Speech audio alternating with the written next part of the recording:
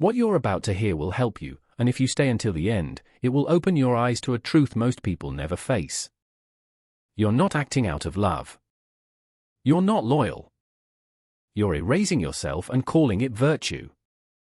You tell yourself it means you're a good person. That suffering equals morality. But without the comforting words, it's just self-sabotage. Machiavelli warned rulers of this truth centuries ago. Not everyone can be saved. And many don't want to be. Trying to rescue them won't make you noble. It will make you disappear. There are people in this world who are not looking for a hand up. They are looking for an anchor.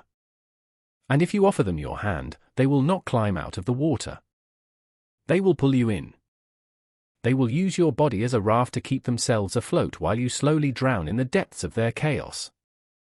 You know who I am talking about. You have met them. Perhaps you are bleeding for one right now. The friend who is always in a crisis. The partner who drains your soul but demands your patience. The family member who takes your money, your energy, and your peace and repays you with resentment. You try to fix them. You try to heal them. You think that if you just love them enough, if you just enough, they will change. But Machiavelli would look at you with cold eyes and tell you the brutal truth. A man who tries to be good all the time is bound to come to ruin among so many who are not good. Compassion without boundaries is not a virtue. It is a weakness. It is a fatal flaw that predators, parasites, and the willfully ignorant will exploit until you are nothing but a hollow shell. Today, we are going to perform a surgery on your conscience. We are going to cut away the rotting tissue of blind kindness. We are going to explore the 6 types of people you must never under any circumstances try to save. This is not about being cruel. This is about survival. This is about preserving your power so you can use it for those who actually deserve it. If you are tired of being the one who gives everything and gets nothing but pain in return, listen closely. This might be the most important lesson of your life. But be warned, once you see human nature through this lens, you can never go back to the comforting lie of ignorance. Before we identify the faces of these 6 dangerous archetypes, you must understand the mechanics of the savior trap. Why do you do it? Why do you rush into the burning building when the person inside lit the match? It is because you have been conditioned to believe that your worth is tied to your utility. You believe that goodness is measured by how much pain you can endure for others. You think that saying no is an act of betrayal. Machiavelli viewed this as a strategic suicide. In his world and in the real world we live in today, energy is a finite resource. Power is finite. Time is finite. When you pour your resources into a black hole, you are not just wasting them. You are actively funding the destruction of your own future. Imagine a ship. It has a limited amount of space, a limited amount of supplies. If you bring everyone on board, the sick, the mad, the saboteurs, the ship does not become a haven, it sinks and then everyone dies, including the innocent, including you. To save the ship, you must be ruthless about who you allow on deck. This is the concept of therapeutic darkness. It is the understanding that sometimes the most loving thing you can do is let someone hit the bottom because the bottom is the only place where the illusion shatters. The bottom is the only place where they are forced to stand up or stay down. When you save them, you steal their lesson. You interrupt the natural law of cause and effect. So, who are they? Who are the ones you must cut loose? Let's look at the first one, the most subtle and often the most dangerous. Type 1, the architect of chaos. The first type is the person who is perpetually followed by a dark cloud.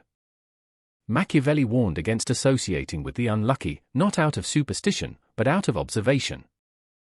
He noticed that some people are not victims of fate. They are architects of their own destruction. You know this person. Every time you speak to them, there is a new tragedy. They lost their job. Their car broke down. Their partner cheated on them. The landlord kicked them out. It is a relentless, exhausting stream of misfortune. At first, your heart bleeds for them. You think, my God, How can one person suffer so much? You step in. You lend them money. You offer them advice. You connect them with opportunities. And for a week, maybe a month, things seem calm. But then the chaos returns. The job you got them. They lost it because the boss was out to get them. The money you lent them, it's gone, swallowed by a new emergency. Listen to me. Bad luck is contagious. This is not magic. It is psychology. The chronically unlucky are people who lack judgment, discipline, and self-awareness. They make impulsive decisions. They ignore red flags. They antagonize people. They are lazy in their thinking and careless in their actions. But here is the trap. They never take responsibility. It is always the world doing it to them. It is always bad luck. If you try to save the architect of chaos, you invite their chaos into your life. You become part of their collateral damage. Machiavelli understood that human fortunes are linked. When you tie your boat to a sinking ship, physics does not care about your good intentions. You go down with them. I have seen brilliant men and women lose their reputations, their savings, and their sanity because they tried to stabilize a person who is addicted to instability. You cannot fix a person who loves the drama of their own demise. Why do they do it? Because chaos gets them attention. Chaos absolves them of the need to work. If they are always the victim, they never have to be the victor. Stop trying to be their umbrella. Step back. Let the rain fall on them. Let them get wet. Let them get cold. Because only the cold will make them realize they need to build their own shelter. If you keep shielding them, you are merely an enabler of their incompetence. And eventually, their bad luck will become your bad luck. Keep your distance. Protect your peace. The infection of misfortune spreads through contact. Quarantine yourself from the architect of chaos. Type 2, the bottomless pit. The second type is perhaps the most painful to deal with. This is the person who demands your help, consumes your help, and then resents you for it. Machiavelli wrote extensively about the fickle nature of gratitude. He said, men are quick to change their nature when their interests change. The ungrateful person suffers from a deep malignant wound of entitlement. They do not view your kindness as a gift. They view it as a debt you owe them.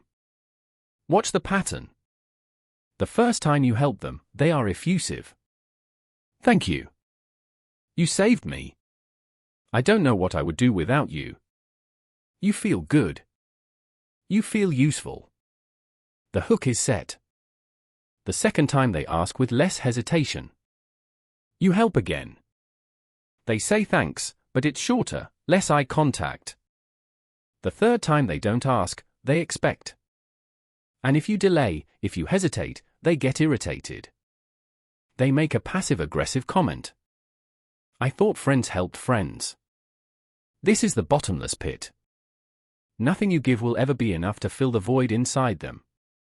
Because the void is not a lack of resources. It is a lack of character. When you help someone like this, you create a dangerous dynamic. You become the master and they become the dependent.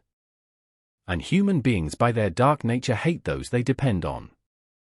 Dependence breeds contempt. Deep down they hate you because your strength reminds them of their weakness. Your generosity highlights their inability to provide for themselves. So they take your money, they take your time, and they secretly sharpen a knife to put in your back. Have you ever noticed that the people you help the most are often the ones who speak the worst of you when you are not around? This is why Machiavelli advises that if you must help, do it in a way that does not create ongoing dependence.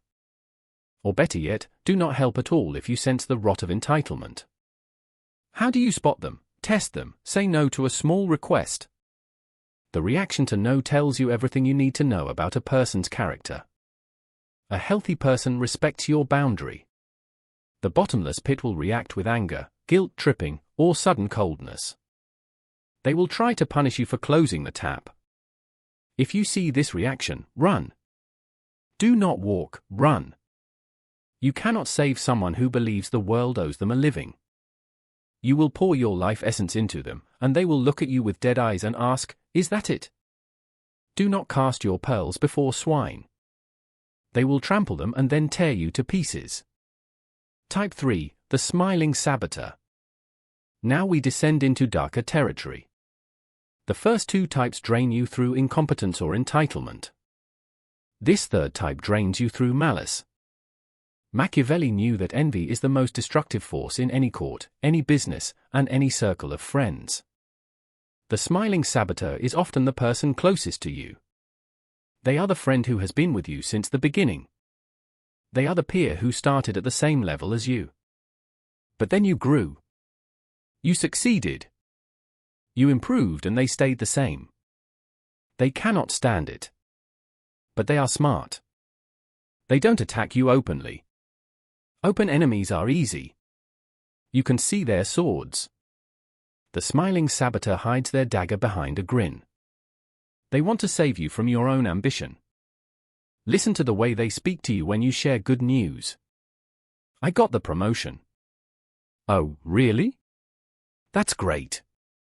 But aren't the hours terrible? You're going to burn out." "I'm just worried about you. I met someone amazing." "Nice. Just be careful. You know how you get your hopes up. I don't want to see you hurt again." Do you hear it? The subtle poison, the feigned concern. They cloak their envy in the language of protection. They try to plant seeds of doubt in your mind. They want to lower your confidence so you fall back down to their level. Machiavelli warned that men are so simple and so ready to obey present necessities that he who deceives will always find those who allow themselves to be deceived. The envious person wants to save you from success because your success is a mirror reflecting their failure. If you try to bring them along, if you try to save them by pulling them up to your level, they will subconsciously or consciously sabotage the journey. They will create drama. Right before your big meeting. They will give you bad advice. They will reveal your secrets to your rivals. They don't want you to win. You cannot save the envious. Envy is an incurable disease of the soul. It eats the vessel that holds it. The only way to deal with the smiling saboteur is the law of concealment. Hide your wins. Hide your joy. Hide your plans. Machiavelli advises silence. Do not give them the ammunition of your happiness when you are around them. Be bland, be boring, be struggling. How is business? Oh, you know, grind. It's tough. Feed them the misery they crave and keep your victories for those who truly wish you well. If you try to save them, if you try to fix their insecurity with your love, you are hugging a suicide bomber. They will blow up the bridge you are building just to watch you fall into the ravine. Never let them know your next move. Never let them know your true power. Pause for a moment. Breathe. I know this is heavy. I know faces are flashing in your mind right now. Names you haven't wanted to say out loud. You feel the guilt rising. The voice in your head saying, "But they need me. But I'm different. But I can change them." Kill that voice. That voice is not your conscience. That voice is your ego. It is your arrogance thinking you are powerful enough to rewrite human nature. You are not God. You are a human being with a limited battery. If you continue to plug yourself into these machines that run on pain, you will die spiritually, mentally, and eventually physically. Stress kills. Betrayal kills. We have 3 more types to cover.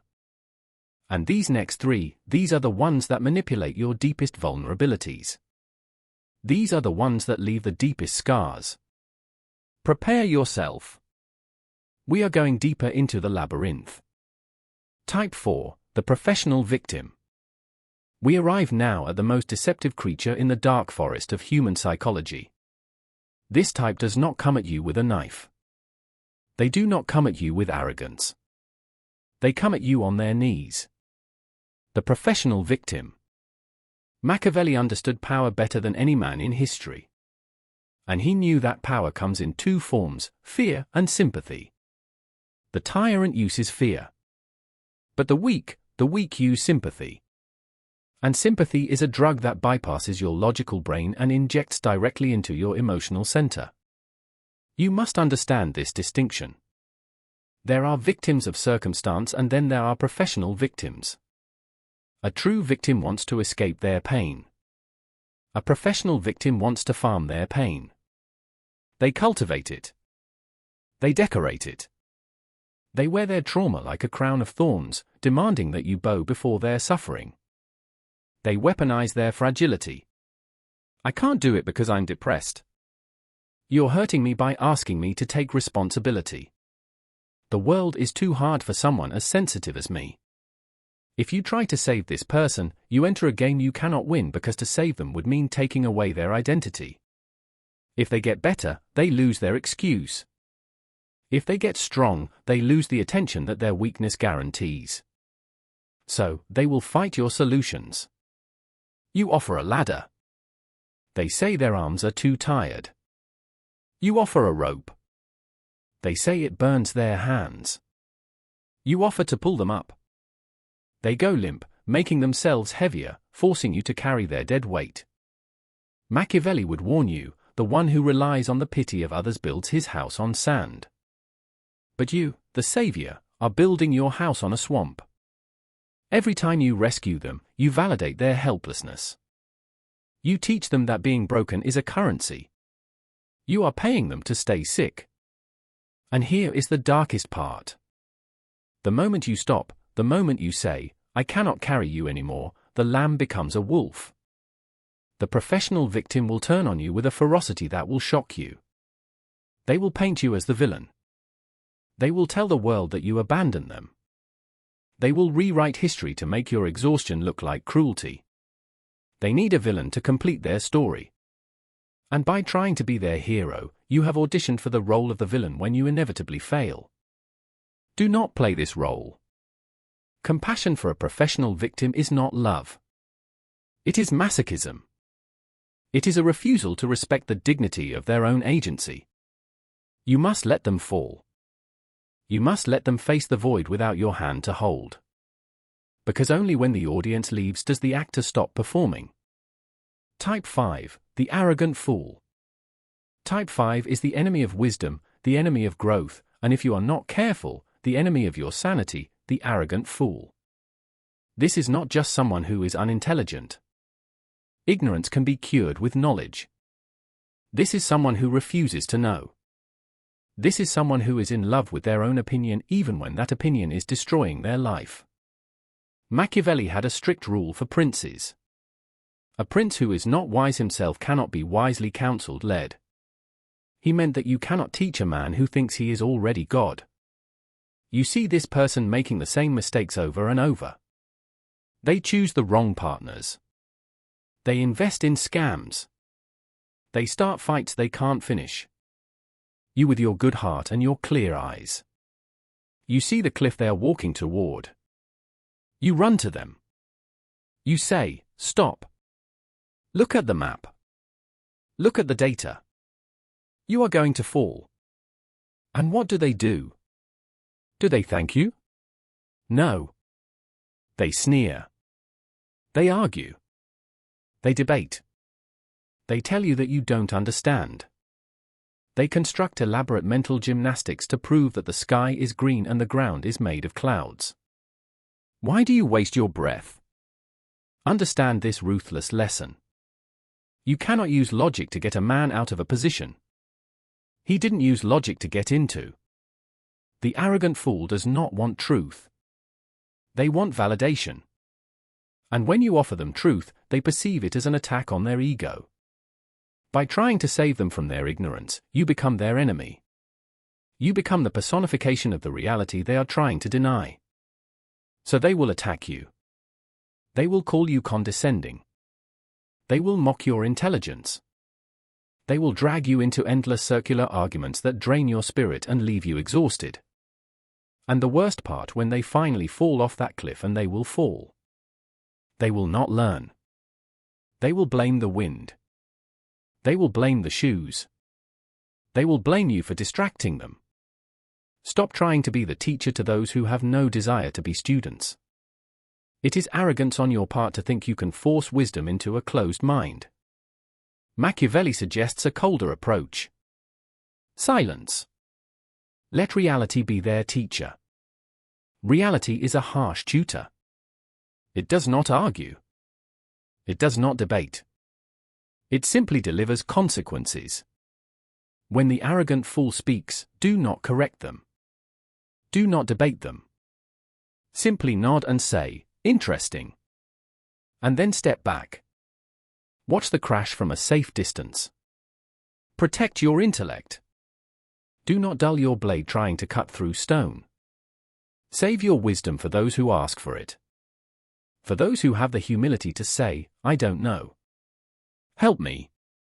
The arrogant fool must be left to the mercy of the world. It is the only thing strong enough to break their shell. Type 6, the scorpion. And now the final type, the one that breaks the hearts of the most loyal people, the history repeater, the scorpion. There is an old fable. A scorpion asks a frog to carry him across a river. The frog says, "No, you will sting me and I will die." The scorpion says, "Why would I do that? Then we would both drown." The frog agrees, seeing the logic. Halfway across, the scorpion stings the frog. As they both sink, the frog gasps. "Why?" The scorpion replies, "It is my nature." There are people in this world whose nature is to betray, whose nature is to destroy. This is type 6. The person you have forgiven 1,000 times. They cheat on you. You forgive them. They steal from you. You forgive them. They lie to your face. You forgive them. Why? Because they cry. Because they promise, "I've changed." They say, "I swear to God, this is the last time. I'm going to therapy. I'm going to church. I'm different now." And you want to believe them. You want to believe in redemption. You want to be the saint who saved the sinner. But Machiavelli warns, men never change their nature. Behavior is a pattern. Character is a pattern. The best predictor of future behavior is past behavior. When you save the scorpion from the consequences of their sting, you are not helping them evolve. You are interfering with their data. You are teaching them that they can sting and still survive. You are training them to hurt you. Every time you take them back, you lose a piece of your self-respect. And they respect you less, too. How can they respect someone who treats themselves so poorly? They view your forgiveness not as mercy but as permission. If they took me back after I did X, they will take me back after I do Y. You are looking for the good in them. But you are ignoring the shadow that is consuming them. Machiavelli advised princes to be wary of those who have betrayed others, for they will inevitably betray you. Loyalty is not a decision. It is a habit. Betrayal is not a mistake. It is a habit. If you are dealing with a repeater, you must perform the hardest act of all, the amputation. You cannot taper off. You cannot be friends from a distance. You must cut it off completely, irrevocably. It will hurt. It will feel like you are cutting off your own arm. But that arm is gangrenous. If you keep it, the poison reaches your heart and you die. The scorpion cannot be saved. It can only be avoided. Accept their nature. Believe them the first time they show you who they are. Stop projecting your conscience onto a predator. Now you see them. The 6 faces of destruction. The unlucky, the ungrateful, the envious, the victim, the fool, the scorpion. You see them in your phone contacts. You see them at your dinner table, and now you feel a heaviness because you realize that to follow this path you must make choices that will make you look bad in the eyes of the weak. You will be called. You will be called selfish. You will be called Machiavellian. Good. Wear those titles like armor, because what they call selfishness, the wise call self-preservation. What they call coldness, the wise call clarity. You must transition from the savior to the sovereign. A savior sacrifices himself to light a fire for others, burning until he is ash. A sovereign builds a lighthouse. He stands tall. He shines a light, but he does not jump into the waves. Those who want to be saved will swim to the light. Those who want to drown will drown in the dark. But the lighthouse remains. This is the ultimate lesson. You are not responsible for the souls of other men. You are responsible for the vessel that carries your own. When you stop trying to save the unsavable, a strange thing happens. You reclaim your energy. You reclaim your time. Your anxiety vanishes. Your finances improve. Your health returns. You begin to build an empire of your own peace. And in that peace you find the strength to help the few who actually deserve it. The ones who take your advice. The ones who return your loyalty. The ones who grow when you water them. That is true power. Not the power to endure suffering, but the power to choose who is worthy of your time. Machiavelli wrote, "Everyone sees what you appear to be. Few really know what you are. Let the world see a calm, untouched surface.